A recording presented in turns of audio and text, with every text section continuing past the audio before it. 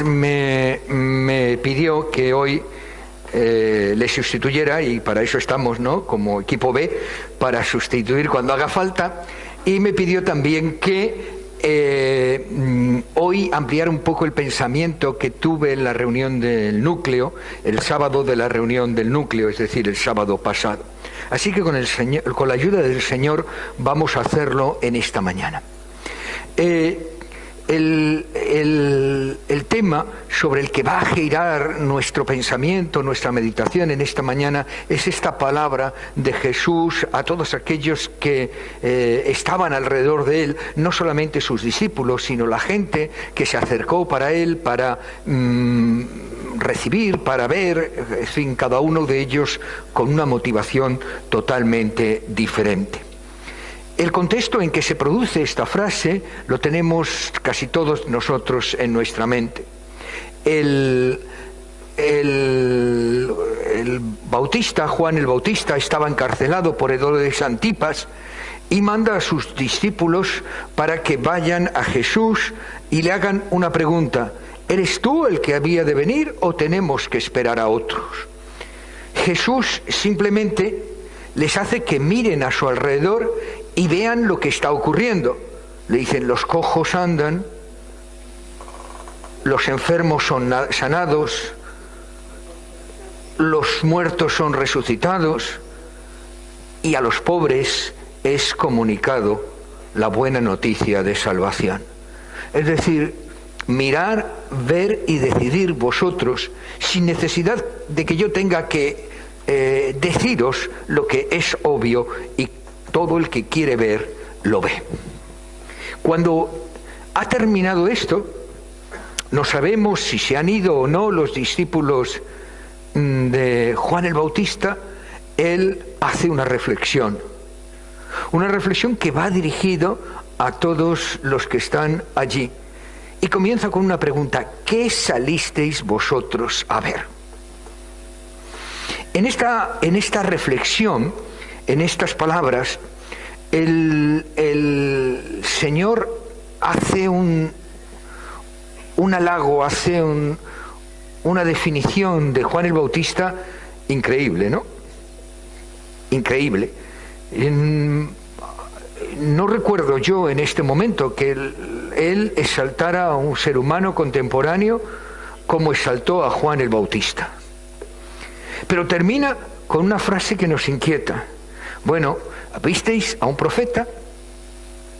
Pues yo digo que más que un profeta, es el espíritu de Elías reencarnado. Pero el más pequeño en el reino de los cielos, mayor que él es. Bien, vamos a intentar, con la ayuda del Señor, intentar saber qué es lo que el Señor Jesús está tratando de entender, de mostrar a aquellos hombres y aquellas mujeres que estaban deseando recibir. En primer lugar, tenemos que tener en cuenta la pregunta de Jesús.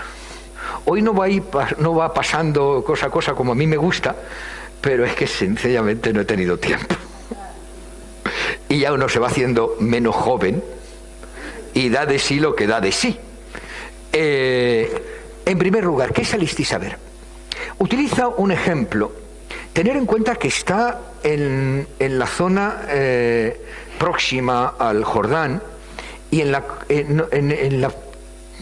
zona próxima al Jordán hay cañas, hay arbustos, y una de las cosas magníficas que tiene nuestro Señor Jesús, el gran maestro, el maestro por excelencia, es utilizar los elementos que aparecen en el entorno en el que se encuentra para mostrar de una manera gráfica el hecho que quiere presentar delante de eso. En ese momento pues habían cañas, muy posiblemente hay cañas en la vereda del Jordán, como hay arbustos, como hay otras cosas, y entonces utiliza una frase que aquellos entendían perfectamente. ¿Qué veis? ¿Una caña sacudida? ¿Cómo podríamos saber podríamos decir una rama zarandeada? ¿Algo que es movido por el viento? Desde el contexto, desde la perspectiva del lenguaje judío, viene a decir: ¿qué veis? ¿Una persona débil o insegura? No. ¿Qué veis? ¿A una persona rica? ¿A una persona con vestiduras lujosas? ¿A una persona cargada de joyas? No, esas personas no están en el desierto. Esas personas están en esas personas están en los palacios. Pero lo importante de la pregunta no es tanto la pregunta como el objetivo, lo que pretende, lo que trata de alcanzar esa pregunta. Lo que el Señor quiere hacer es obligarles a cada uno de ellos a que se retraten, por decirlo de alguna forma. Es como si te dijera, ¿qué estás viendo tú? ¿Qué estás viendo ahora? ¿Por qué estás tú aquí? ¿Me entendéis lo que quiero decir? Es decir, trata de que cada uno de ellos se exprese qué es lo que les ha movido a dejar la comodidad de sus hogares, la comodidad de sus ciudades e ir al desierto. Ir al desierto y estar en el medio del desierto. Evidentemente, la inmensa mayoría del pueblo de Israel consideraba que Juan el Bautista era un profeta. Y en la mentalidad judía estaba la definición de profeta como alguien que habla en el nombre de Dios.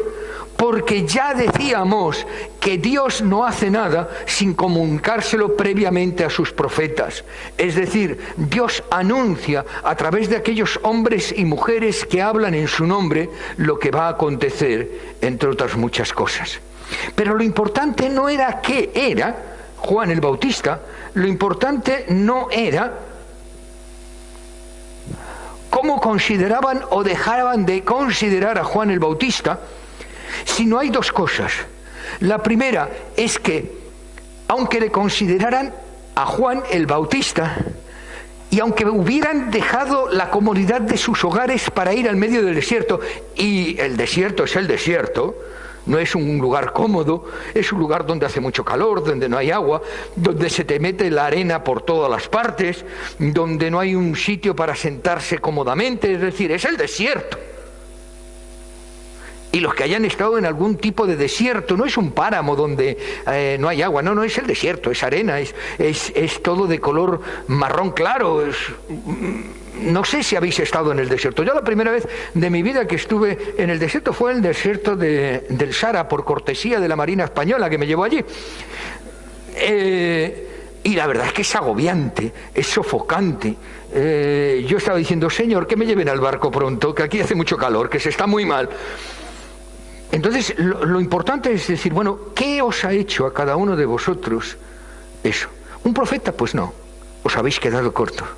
Es mucho más que un profeta. Es muchísimo más. No ha habido nadie antes como él.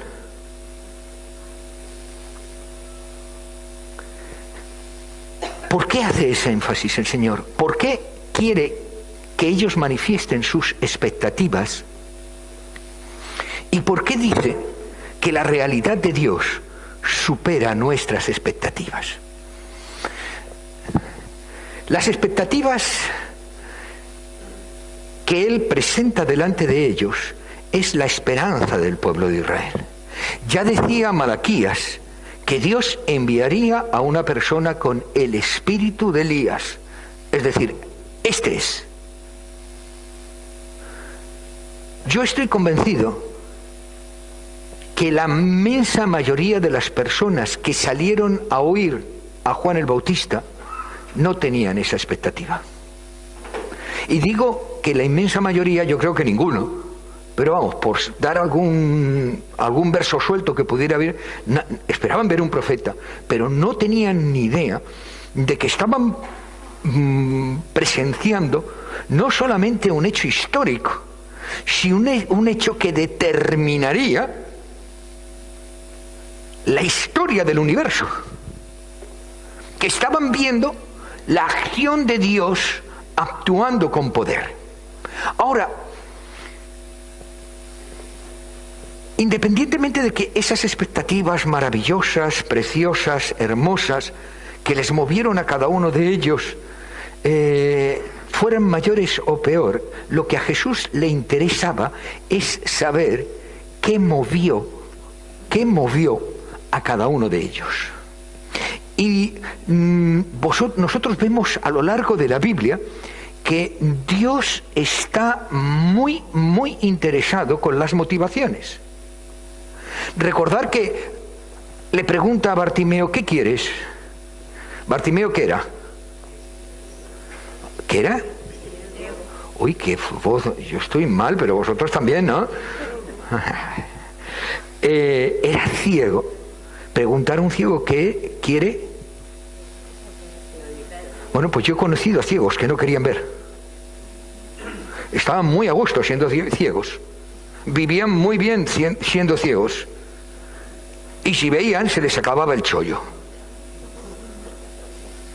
He conocido, yo os conté alguna vez un compañero mío de estudios que era ciego y no quería ver. Un día, tomando una Coca-Cola entre clase y clase, él vendía iguales y le digo, ¿qué es lo que tienes? Pues tengo la enfermedad, no me acuerdo lo que era, y eso no tiene cura. Y dice, sí, eso con una operación se soluciona. Claro, me descuadró. Y digo, ¿y por qué no te haces la operación? Dígame, te lo explico. Verás, después del examen te lo cuento. Va al examen, el tipo con la máquina, ¿habéis visto una máquina de Braille? Hace un ruido, termina el primero, pum, lo entrega y se va. Cuando yo salgo me veo que estaba diciendo a los alumnos, oye, léeme esto, léeme esto, léeme esto. El tipo había puesto en la hoja Caperucita y el Lobo, porque el profesor no sabía Braille. Le decía al otro que se lo leyera las preguntas, y cuando al final del examen le pasaba para leer, le cantaba lo que el otro le había dicho. Y luego me dice, mira, Antonio, yo gano un buen sueldo, a mí me pagan los libros, me pagan la locomoción, me van a pagar la carrera, me lo van a pagar todo, y cuando lo termine, entonces me operaré. Sí, un ciego que no quería ver. Tenía mucha vista ese tipo. Pero no es un caso aislado, es decir, las motivaciones, muy pocas cosas son las motivaciones reales, pocas veces son lo que nosotros apreciamos. Lo que nos mueve es diferente. Jesús les pone ya en la última etapa, cuando ya empieza el camino hacia Jerusalén, la última etapa de formación a sus discípulos, le preguntan, ¿quién dice la gente que soy? Tú eres tal, tú eres un profeta, tú eres cual, tal. Pero lo que le interesaba es decir, ¿y vosotros quién decís que soy? De alguna manera les está poniendo delante de sus motivaciones, ¿por qué me seguís? No, porque te amamos, dice el apóstol Pedro. ¿Qué contesta el apóstol Pedro? Uy, tú eres el Mesías, el Hijo de Dios. El tío queda de miedo. ¿Creéis que esa era su motivación? ¿Sí o no? Os pregunto qué os parece, no hay respuesta verdadera o falsa. ¿Qué pensáis? ¿Era su motivación real? ¿Era lo que le movía a seguirle? Si esa hubiera sido su motivación, ¿por qué coge un tremendo enfado cuando los hijos del Zebedeo, Mateo y Santiago, le dicen, aparte, oye, Jesús, ven, ahora cuando vengas en tu reino, uno a tu derecha y el otro a tu izquierda? ¿Recordáis? Y dice, y los discípulos se enfadaron. Tenemos que ser honestos. Si nosotros analizamos la actitud, lo que hacen los discípulos, nos damos cuenta que ellos querían ser parte del advenimiento del reino de Dios, tal y como ellos lo entendían. Porque el judío de aquella época entendía que el reino de Dios era la llegada del Mesías como rey de David, que le iba a vencer a los romanos, vencer a los enemigos, hacer que Israel fuera un país grandioso y que cada israelita tuviera su olivo, tuviera su tal, y vivir de puturrú de foie. Esa era la expectativa del pueblo de Israel del Mesías. Y por eso, cuando Juan y su hermano Santiago le dicen, oye, es que uno a tu derecha y a tu izquierda, es decir, uno primer ministro y el otro segundo ministro, los otros dicen, bueno, che, yo también. Es decir, su corazón era sincero. Yo no creo que no amaran a Jesús. Yo no creo que no estuvieran dispuestos de dar su vida por él, excepto Judas. Los demás, todos menos Juan, dieron su vida por Cristo. Murieron sacrificados. Creo que eran sinceros. Pero su perspectiva era equivocada. Y por lo tanto, su motivación no era correcta. Ese es el quid de la cuestión. Ahora, ¿por qué es tan importante para Jesús la motivación? No va. ¿Por qué es tan importante la motivación? Porque nuestra motivación, nuestras expectativas modelan, definen nuestra vida. Determinan nuestra vida. Recordamos cuando hace 3 semanas estábamos hablando de la mujer cananea. ¿Cuál era la motivación? ¿Qué guiaba a la mujer cananea?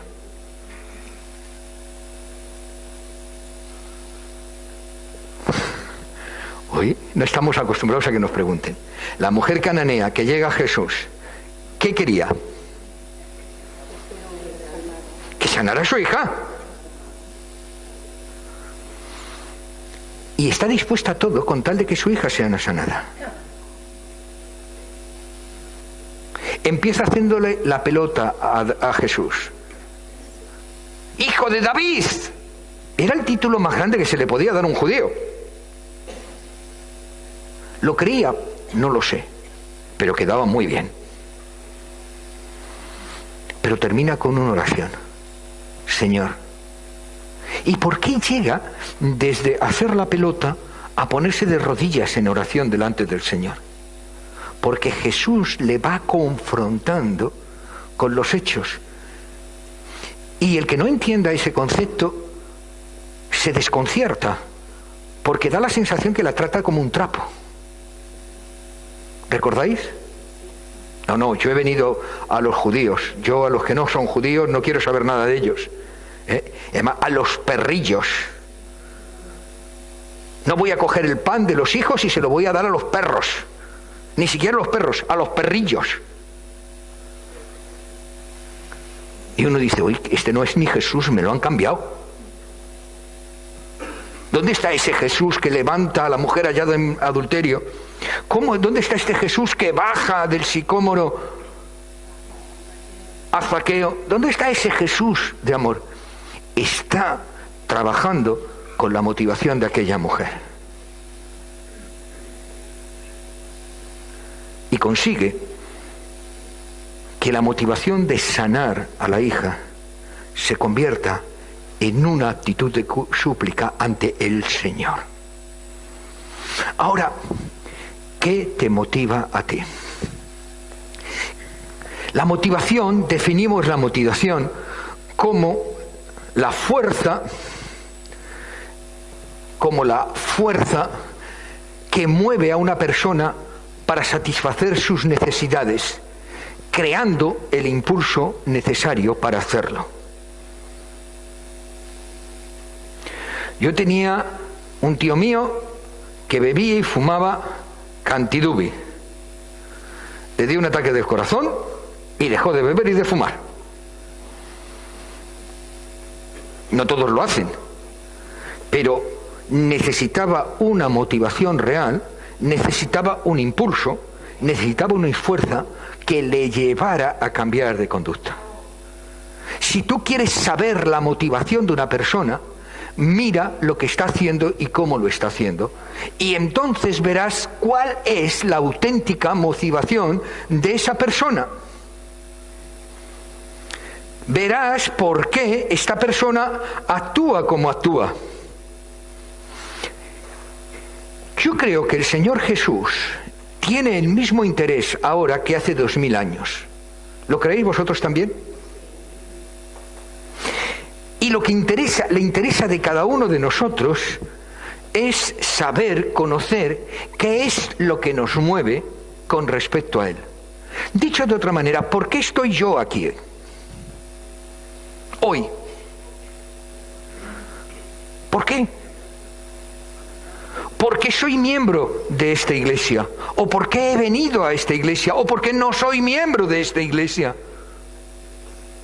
¿Qué busco? ¿Qué espero? ¿Qué deseo de Jesús? ¿Qué es Jesús para mí? ¿Qué es realmente Jesús para mí?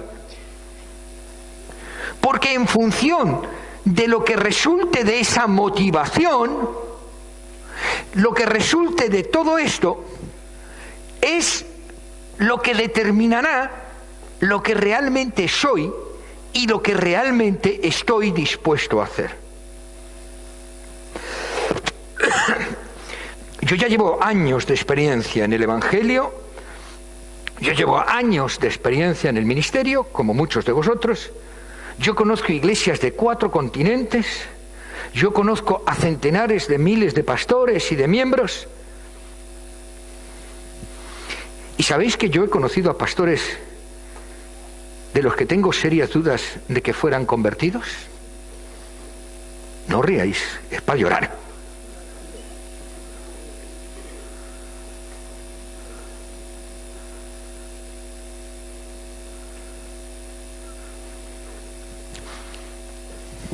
¿Por qué estás aquí? ¿Por qué has aceptado a Jesús? ¿Os queréis creer que yo conozco muchos cristianos que aceptaron a Jesús para ser salvos? ¿Eso está mal? No. Lo que pasa es que no es la motivación correcta. ¿Recordáis cuál es mi poema favorito? No me mueve, mi Dios, para quererte el cielo que me tienes prometido, ni me mueve el infierno tan temido para dejar por eso de ofenderte. Muéveme el verte clavado en una cruz y escarnecido, y aunque no hubiera cielo, yo te amara, y aunque no hubiera infierno, te temiera. Dios no quiere que tú seas salvo. Dios quiere que tú seas siervo. Dios no quiere que te acerques a Él por las prebendas de la salvación. Dios quiere que descubras su amor, su misericordia, su grandeza, puesta de eso que presencias, para que veas lo que ha hecho en tu vida, para que veas cómo le está cambiando, para que veas lo que está desarrollando y lo que quiere desarrollar. Las palabras se te queden cortas.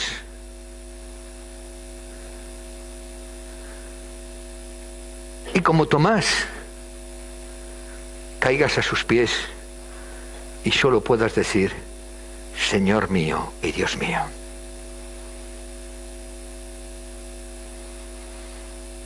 Por eso,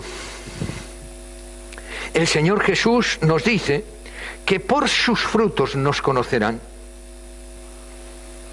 Porque lo que realmente pone de manifiesto nuestra motivación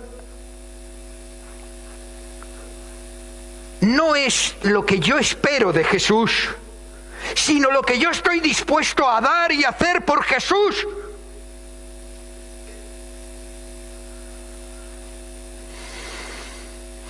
A mí me da mucha pena cuando la única aspiración de una persona es venir a un culto.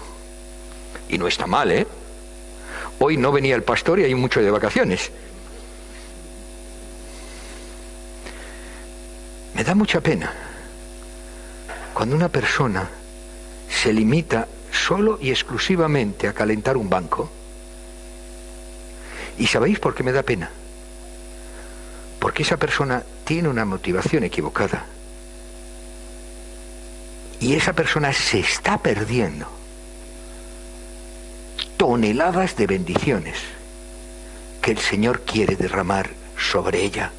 Porque Dios bendice al que sirve. Porque el que sirve, sirve. Y el que no sirve, no sirve. Mirad, Él nos pone un ejemplo que no sé si hemos terminado de entender. Nosotros llamamos la palabra el hijo pródigo, ¿verdad? ¿Recordáis? Bueno, pues eso ya dice que no lo entendemos. Porque la figura no es el hijo. ¿Cuál es la figura?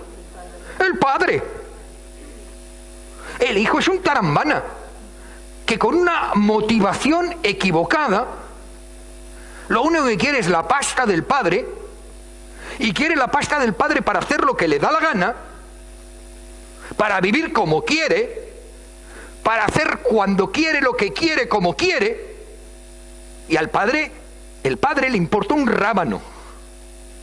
Y cuando nosotros nos acercamos a Dios por lo que Dios nos va a dar, que puede ser la salvación, que puede ser la enfermedad, que puede ser lo que le estamos pidiendo insistentemente, tenemos la actitud del hijo pródigo. Queremos que Dios nos dé. Lo que resalta, lo que realmente es hermoso en esa parábola, es la actitud del padre. El padre, y todo, vamos, muchos aquí, casi todos, la gran mayoría somos padres, ¿no? ¿Cuál es la mayor frustración de un padre? Ver cómo su hijo se va a partir las narices y no puede hacer nada por evitarlo. Y cada vez los niños quieren hacer lo que les da la gana antes. Yo el otro día vi a mi hija Elisa, 5 añitos, la Angelita, montándole un pollo de campeonato a su madre porque no quería ponerse la ropa que su madre le había sacado. Pero qué pollo le montó la niña. Narices, esa tiene genio calero.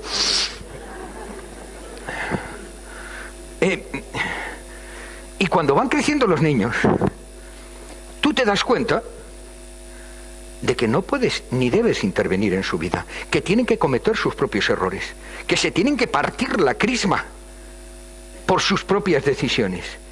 Y a mí eso, cuando yo veo un hijo mío en una actitud equivocada y yo callado como un muerto, porque con los hijos cuando son mayores, consejos, ni aunque te los pidan, porque todo lo que digas será utilizado en tu contra. Es que tú no sabes, es que ahora vivimos en una época diferente. Leche, la época diferente. Si en nuestra época pasamos más hambre que el perro el tío Alegrías, y ahora lo tenéis todo. Pero es lógico, aunque nos enfade. Es lógico, porque tienen que aprender con sus propios errores. Igual que no podemos criticar al cristiano que solo piensa en recibir de Dios y no esté dispuesto a dar, porque tiene que aprender con sus propios errores. Lo triste, que le va a costar sangre, sudor y lágrimas el aprenderlo. ¿Cuál es la actitud del padre? Salir todos los días, lloviera, hiciera frío, a mirar al horizonte, esperando el día que la motivación de su hijo cambiara y volviera al hogar paternal. Y por eso cuando ve de lejos venir al hijo ansiado, corre con todas sus fuerzas, no le deja hablar, le abraza y monta una fiesta. Y el Señor Jesús dice que eso es lo que hacen los ángeles en el cielo, cuando nosotros cambiamos nuestras motivaciones y las convertimos en motivaciones adecuadas, que nos acercan, que no nos alejan, sino que nos acercan a Dios. ¿Por qué estamos aquí? Porque es Dios bueno. Equivocado. Porque Dios ha hecho grandes cosas y quiere hacer grandes cosas en nosotros. Equivocado. Porque queremos ser salvos. Claro que queremos ser salvos. Pero no es esa la motivación. Eso es el resultado. La motivación correcta es buscar el reino de Dios, su crecimiento, su afianzamiento y su justicia. Que cada día nosotros pensemos de qué manera podemos contribuir para que el reino de Dios alcance a más personas. ¿De qué manera podemos contribuir para que el reino de Dios bendiga a más personas? ¿Qué podemos contribuir para que el reino de Dios se extienda? Y eso se hace sentándose en un banco, sirviendo. Bar, ¿recordáis? Buscar a Dios, amar al hermano, servir al mundo. Buscar a Dios por encima de todo. Recordar que separados de Él nada podemos hacer. Absolutamente nada podemos hacer. Se nota que he hablado mucho esta semana, ¿verdad? Separados de Él nada podemos hacer. Pero aunque busquemos a Dios con todo nuestro corazón, si no amamos al hermano, hemos hecho la mitad de la ecuación. Amarás al Señor tu Dios con todo tu corazón, con toda tu alma, con todas tus fuerzas, con todo tu espíritu, y al prójimo como a ti mismo. Y el más prójimo es mi hermano. En buscar no que el hermano me puede dar a mí, sino que le puedo dar yo al hermano. Pero ni siquiera así la ecuación está completa, porque Jesús añade un último elemento: ir al mundo, a todo el mundo, para proclamar el Evangelio. Y proclamo el Evangelio cuando salgo a la calle y hablo con el menesteroso, y hablo con la gente que tiene necesidad. Y menesteroso y necesidad no solo el que tiene hambre, es el del espíritu decaído, el del corazón quebrantado, el desesperado, el angustiado, el que está lejos de Dios. Buscar a Dios, amar al hermano, servir al mundo. Y solo cuando hacemos eso, tenemos la motivación adecuada. Y podemos ser muy honestos. ¿Vosotros creéis que Marta no era honesta? ¿Vosotros no creéis que Marta no amaba a Jesús? La amaba con todo su corazón. Y todo le parecía poco para Jesús. Pero a pesar de eso, Jesús le pega un tirón de orejas. Porque no es solamente eso. Necesitaba no solamente amarle, no solamente servirle, sino buscarle, oírle. Es una ecuación de 3 elementos, del que si quitamos uno de esos elementos, la ecuación nos queda coja. Si una persona busca a Dios y se pasa horas y se mete en un convento en la Conchimbamba y se tira toda la vida orando y leyendo la Biblia en el convento, tenemos un ladrillo. No sirve para nada.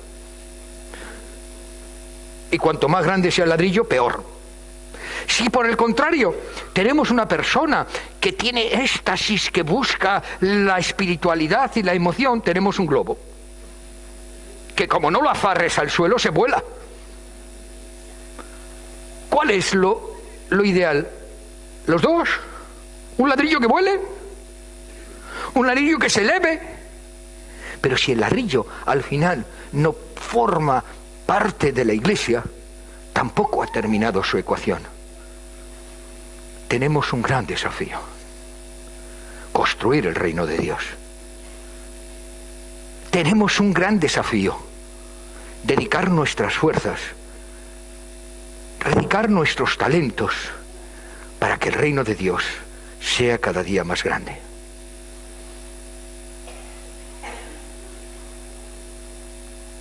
¿Cómo lo haremos? Con la motivación correcta. ¿Cómo buscamos a Dios? A través de nuestro tiempo diario devocional, que no falte. A través de la adoración en comunidad, que también es fundamental, que no falte. A través de la relación con los hermanos. Por eso es tan importante que pertenezcáis a una barca. ¿Cómo te vas a relacionar? Hoy es un día flojo, pero tiene que haber 300 personas aquí. ¿Cómo te vas a relacionar con 1 hora a la semana? Es imposible. Evidentemente, alguno me dirá, es que si me relaciono, luego van a... Claro, cuando nos relacionamos hay cosas buenas y malas, ¿no? ¿O no? Cuando yo con mis hijos y con mujer me relaciono, hoy casi la muerdo, en el coche. ¿Está ya aquí? Ah. Y me decía, es que no me estoy metiendo contigo. Estoy soltando adrenalina porque me subo por las paredes. Porque he levantado tarde, todo se me ha complicado, he llegado tarde. Y yo por 41 años, la primera vez que he llegado tarde. Y claro, eso me hacía ebullir. Pues cuando nos relacionamos pasan esas cosas, ¿o no? ¿O soy yo el único que... Bueno, a lo mejor es que soy extraterrestre. No, que va a ser una vez al año, ya quisiera ella. ¿Me entendéis lo que quiere decir? Las relaciones conllevan eso.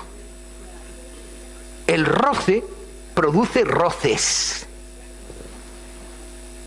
Pero los roces acoplan.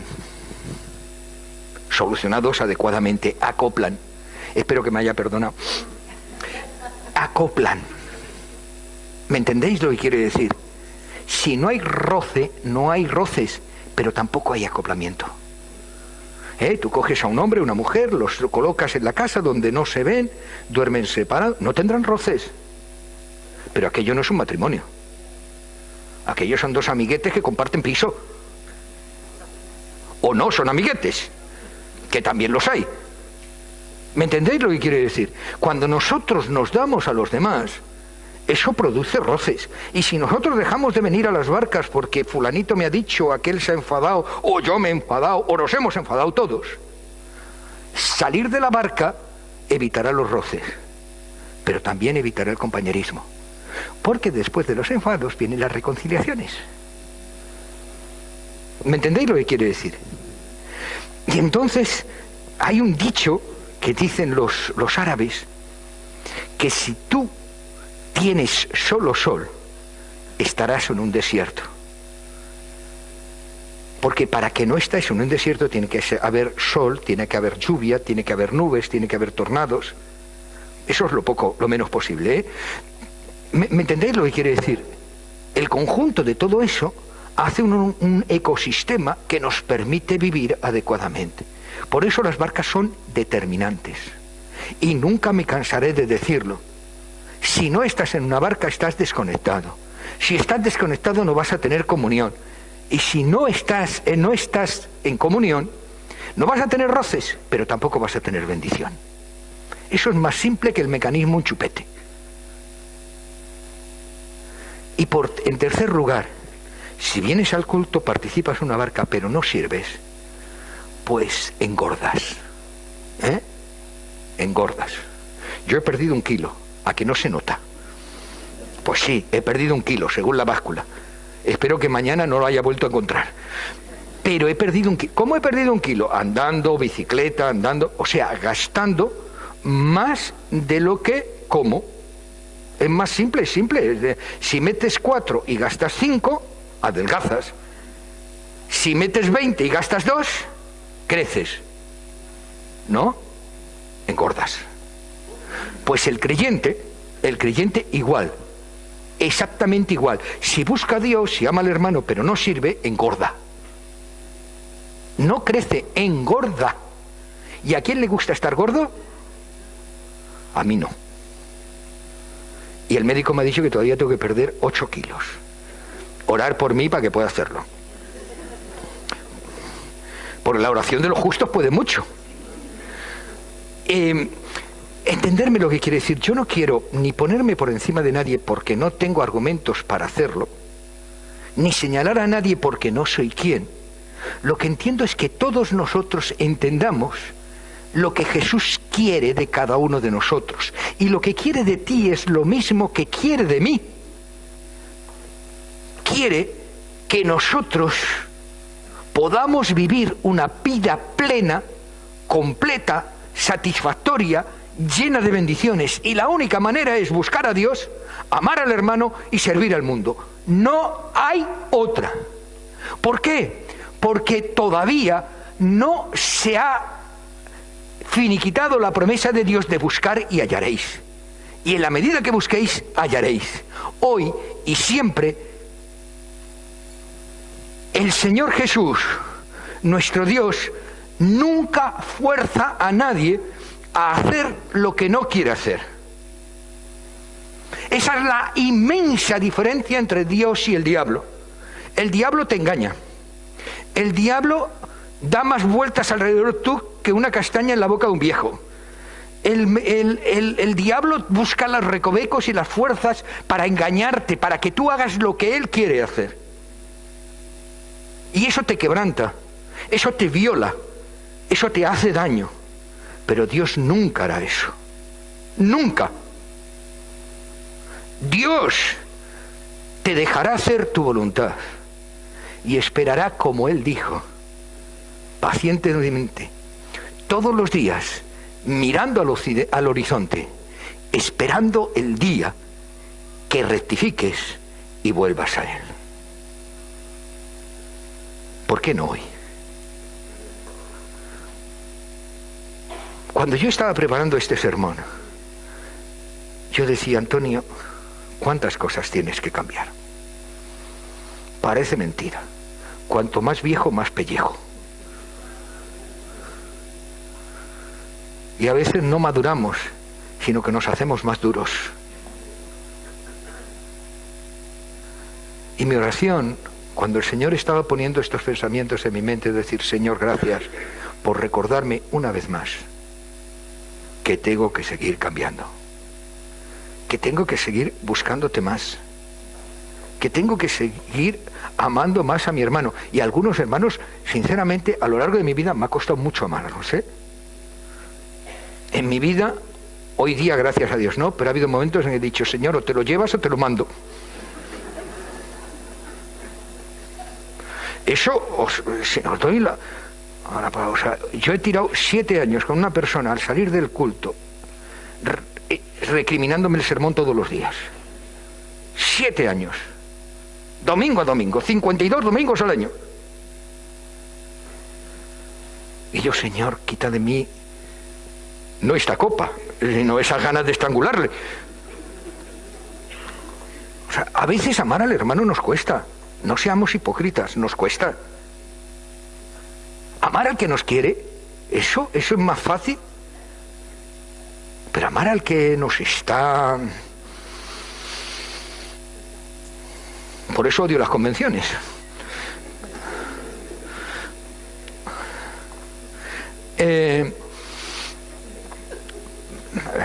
Se va la neurona se va de paseo. El Señor me muestra que todavía hay muchas cosas que tengo que cambiar. A mí me gustaría ser más dulce. A mí no me gustaría ser tan seco. Porque a veces parezco estirado, ¿no? ¿O no?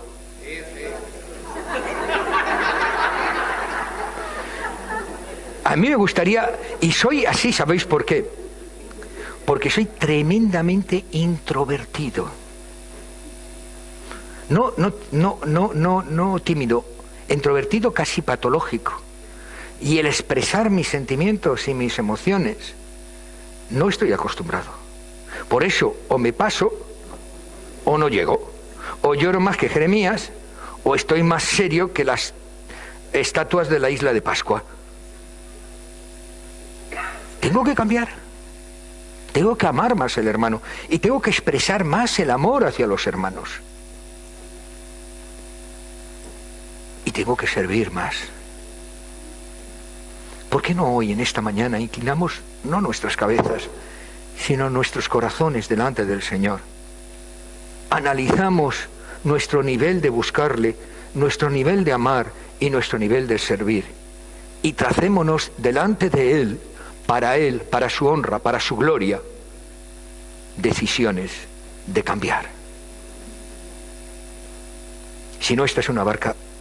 No es que quiero que las barcas sean grandes. Quiero que todo el mundo tenga un lugar al que sentirse pertenente. Quiero que todo el mundo tenga ese sentido de pertenencia donde pueda amar y sentir el amor. ¿Las barcas no son perfectas? No. Y en el momento que yo me metiera en una barca dejaría de serlo. Porque yo no lo soy. No buscamos la perfección. Tampoco tenemos que buscar que nos solucionen los problemas. Mis problemas me los soluciono yo. Sí, y el Señor sí le dejo. Y el Señor sí le dejo. Pero el contacto con los hermanos edifica, sostiene. Y sobre todo, si no sirves, no sirves. Solución, sirve. Vamos a dejar un tiempo de oración en cada uno de nuestros corazones para que el Señor ponga en nuestra mente y en nuestro corazón aquello que necesitamos aumentar, cambiar, rectificar o incluir.